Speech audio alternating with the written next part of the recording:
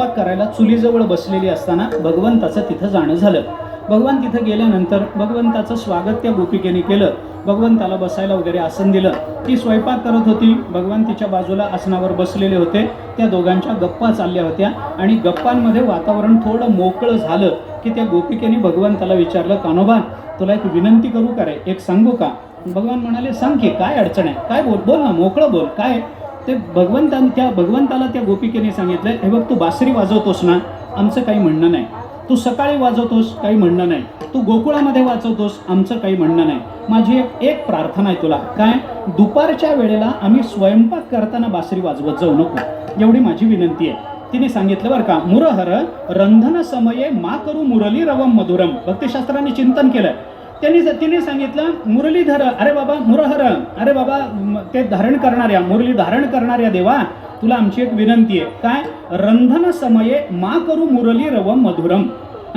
मधुरम मुरली रवम रंधन समये मा करू. तू तुझा गोड अशा बासरीचा स्वर आमचं रंधन, आमचा स्वयंपाक चालू असताना करत जाऊ नकोस.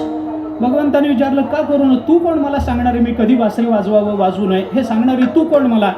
मला ज्या वेळेला वाजवायचंय त्या वेळेला मी वाजवणार. अरे काही संध्याकाळी मी वाजवतो, सकाळी मी वाजवतो, रात्री मी वाजवतो.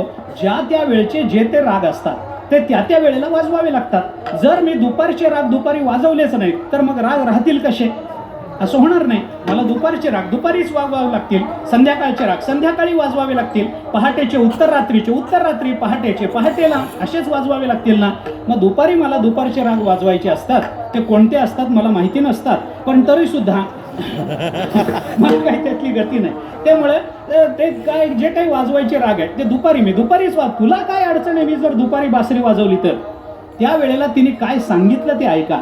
तिने असं सांगितलं, मुरहर रंधन समये मा करू मुरली रव मधुरम नीरस मेधो रसताम कृशानुरप्येती कृशतरताम.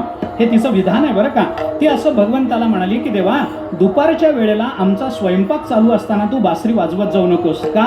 कारण दुपारच्या वेळेला स्वयंपाक चालू असताना तू जर बासरी वाजवलीस तर त्या बासरीचे स्वर आमच्या घरापर्यंत येतात आणि चुलीमधली जी जळणारी लाकडं असतात ना, त्या लाकडांना पाझर फुटतो आणि आमची चूल विझून जाते आणि स्वयंपाक अर्धवट राहतो, म्हणून वाजवत जाऊ नको. विठ्ठला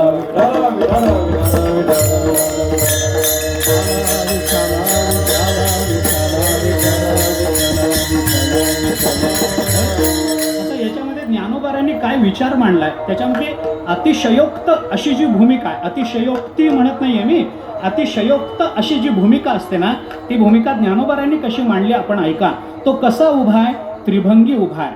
कसा उभा आहे? ठाण मांडून उभा आहे. कुठे उभा आहे? कल्पवृक्ष